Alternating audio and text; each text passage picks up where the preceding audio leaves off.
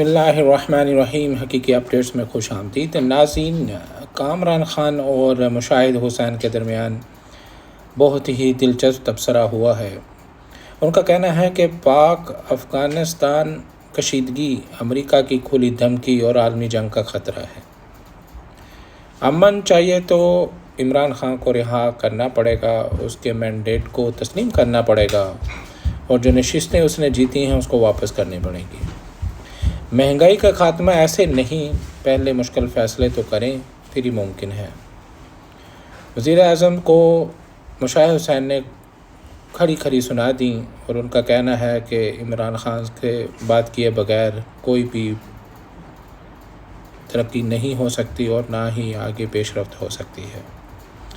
اس لیے عمران خان کے مینڈیٹ کو ماننا ہوگا۔ وہ ایک سیاسی قوت ہے اور وہ سیاسی قوت پورے پاکستان میں اپنی ایک ساکھ رکھتی ہے اور اس ساکھ کو پہچاننا ہوگا۔ آئیے ان کا دلچسپ تبصرہ سنتے ہیں۔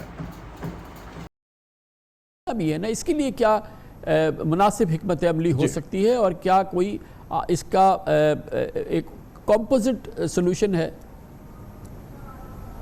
جی ہے، جی بالکل ہے، کیونکہ these are man made problems. میرے خیال میں 3 سٹیپس بڑے ضروری ہیں۔ ٹھک ٹھک ٹھک۔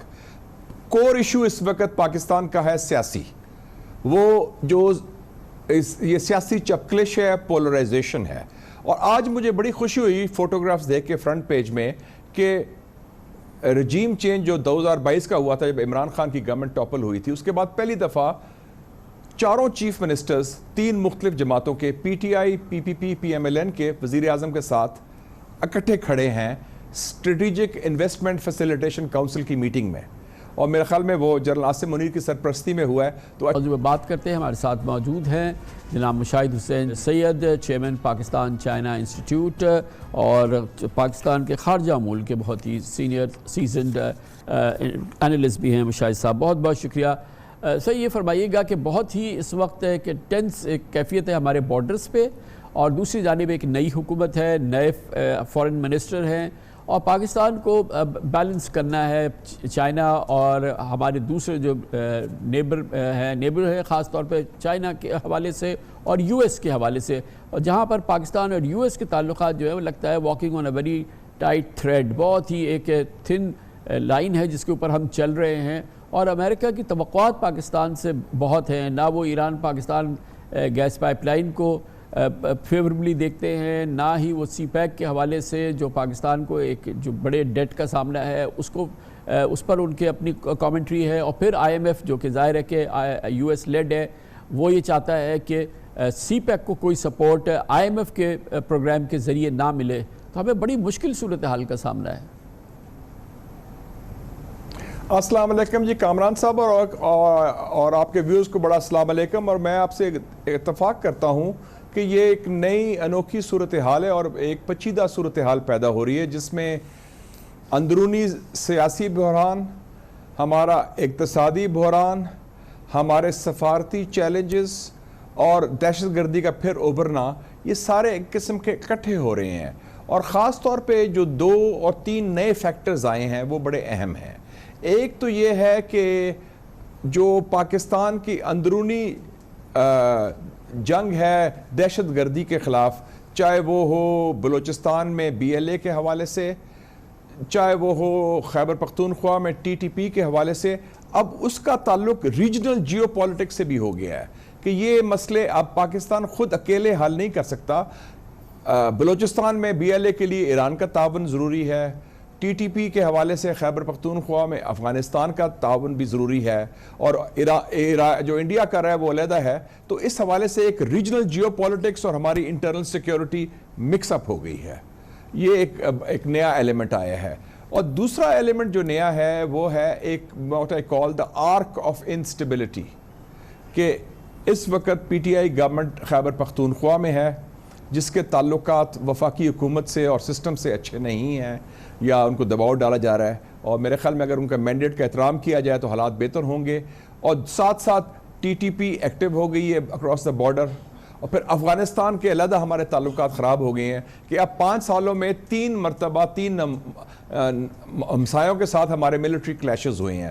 2019 ہندوستان انہوں نے شروع کیا تھا پلوامہ کا, پھر ابھی ایران سے ساتھ ہوا ہے, ابھی افغانستان کے ساتھ ہوا ہے. اور تیسرا یہ ہے کہ امریکہ نے بھی کھل کے پہلی دفعہ کلیئر کر دیا ہے کہ وہ جو 2 ہمارے ہمسائے ہیں, چین کے ساتھ سی پیک اور ایران کے ساتھ پائپ لائن اور گیس پائپ لائن, ان دونوں کے خلاف وہ کھل کے سامنے آ گیا ہے, جو پاکستان کے لیے ہماری اقتصادی آزادی کے لیے سی پیک اور توانائی کی آزادی کے لیے گیس پائپ لائن بڑے اہم ہے. یہ جو ایک بڑا چیلنجنگ سینیریو ہے, یہ کسی بھی گورنمنٹ کے لیے بہت ہی مشکل ہے, اور ظاہر ہے کہ اگر انٹرنل ڈویژن ہو تو اس سے نمٹنا اور زیادہ مشکل ہے.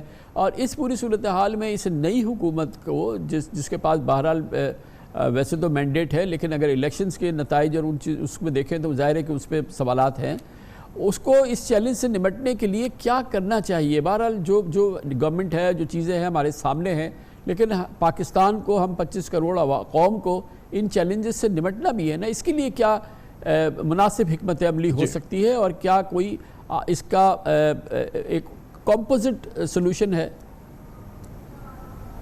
جی ہے, جی بالکل ہے, کیونکہ these are man made problems. میرے خیال میں 3 سٹیپس بڑے ضروری ہیں. ٹھک ٹھک ٹھک. کور ایشو اس وقت پاکستان کا ہے سیاسی, وہ جو یہ سیاسی چپکلش ہے, پولرائزیشن ہے. اور آج مجھے بڑی خوشی ہوئی فوٹوگرافز دیکھ کے فرنٹ پیج میں کہ رجیم چینج جو 2022 کا ہوا تھا, جب عمران خان کی گورنمنٹ ٹاپل ہوئی تھی, اس کے بعد پہلی دفعہ 4 چیف منسٹرز 3 مختلف جماعتوں کے, P T I, P P P, P M L N کے وزیر اعظم کے ساتھ اکٹھے کھڑے ہیں اسٹریٹجک انویسٹمنٹ فیسیلیٹیشن کونسل کی میٹنگ میں.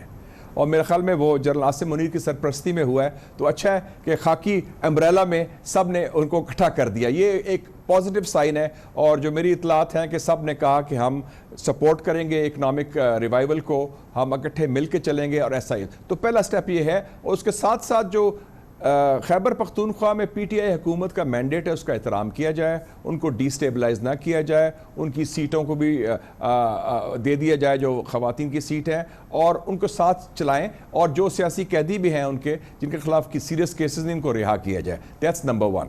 نمبر 2 ہے اکنامکس. اکنامکس میں دیکھیں جی کامران صاحب, ابھی تو ہمیں آئی ایم ایف دے رہا ہے ریسیپی, اور آج پرائم منسٹر نے یہ بھی اعلان کر دیا ہے کہ اگر ایک اور آئی ایم ایف پیکج نہیں آئے گا, یہ نہیں کہ 24 دفعہ ہم آئی ایم ایف جائیں گے اب, تو اس کے بغیر ہمارا گزارا نہیں. تو لیکن ہم خود بھی تو کچھ مشکل فیصلے کریں نا جی. ہمیں تو جو آئی ایم ایف کہتی ہے ہم کر رہے ہیں, لیکن what are we doing ourselves? کیا ٹیکس نیٹ براڈن ہو رہا ہے؟ کیا ایگریکلچر کو ٹیکس کر رہے ہیں؟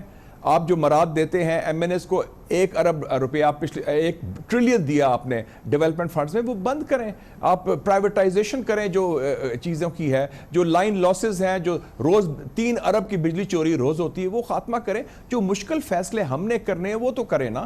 میں نے بتایا تھا, چیئرمین نادرا نے مجھے کہا تھا کہ 4.1 ملین پاکستانیز ہیں جن کے پاس پاسپورٹ ہے, گاڑیاں ہیں, گھر ہے, ٹریول کرتے ہیں, وہ ٹیکس پیئرز نہیں ہیں. ان کو فلیٹ ٹیکس لگا جائے 1 لاکھ کا, تو 4.1 ٹریلین ڈالر تو راتوں رات آپ کا آ جائے گا. تو یہ فیصلے ہم ابھی کرنے سے قاصر ہیں, جو مخصوص مفادات ادھر آگے ہیں. اور تیسرا ہے regional reset. We need calm in a region. جو بھی نیبرز ہیں, 4 نیبر, چین, ہندوستان, افغانستان اور ایران, ریجنل ریسیٹ کی ضرورت ہے. ہم جیو اکنامکس کی طرف جائیں, سی پیک میں شامل کریں افغانستان کو, تاپی جو ہے Turkmenistan, Afghanistan, Pakistan, India pipeline, اس میں انڈیا کو بھی جو ایکٹیولی انگیج کریں.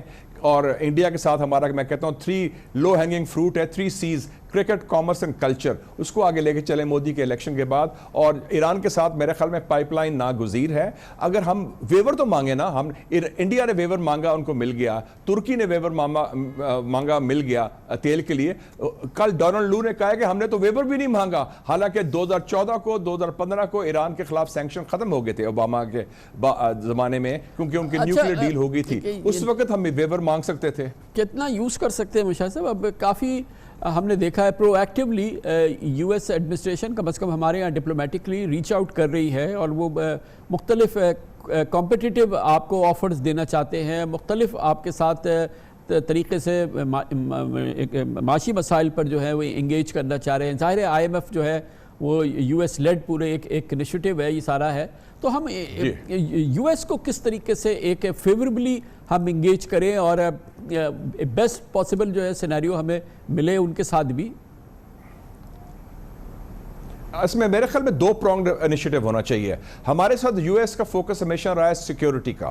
اب وہ سیکیورٹی ریلیشن شپ لمیٹڈ ہو گئی ہے کاؤنٹر ٹیررزم کے لیے افغانستان کے حوالے سے. اس میں ہمارے انٹرسٹ الائنڈ ہیں اور اس میں ہمیں چاہیے کہ ریجنل اپروچ ہو جس میں افغانستان کے نیبرز بھی ہوں, Tajikistan, ترکمنستان, Uzbekistan, Pakistan, Iran, China, اور اس میں یو ایس بھی ہو کہ کاؤنٹر ٹیررزم کے حوالے سے ایک کامن اسٹریٹجی ہو. لیکن دیکھیں جی, یو ایس نے اناؤنس کیا ہے بلڈ بیک بیٹر ورلڈ, جس کو آپ B3W جس کو کہتے ہیں programme for global infrastructure investment. ہم ان کو انوائٹ کریں, ہم ان کو ویلکم کریں, ہمیں کوئی پرابلم نہیں. یورپین یونین نے اناؤنس کیا گلوبل گیٹ وے, کیوں نہیں ہم ان کو ویلکم کرتے کہ آپ انویسٹمنٹ کریں پاکستان کے انفراسٹرکچر میں بھی. ہمارے کوسٹل ہائی ویز ہیں, کوسٹل پوائنٹس ہیں, گوادر بھی ہے, سارا کچھ ہے, کوئی نو گو ایریا نہیں کسی کے لیے. It is open for Arab investors, American investors, Chinese investors, we are open. لیکن ہمیں اپنا کام تو دو کام کرنے ہوں گے کامران صاحب, فول پروف سیکیورٹی اور کلیئر دا ریڈ ٹیپ. جو 37 اجازت لینی پڑتی ہیں آپ کی, کوئی بھی شریف انویسٹر آئے گا وہ بھاگ جائے گا. آپ کا جو سسٹم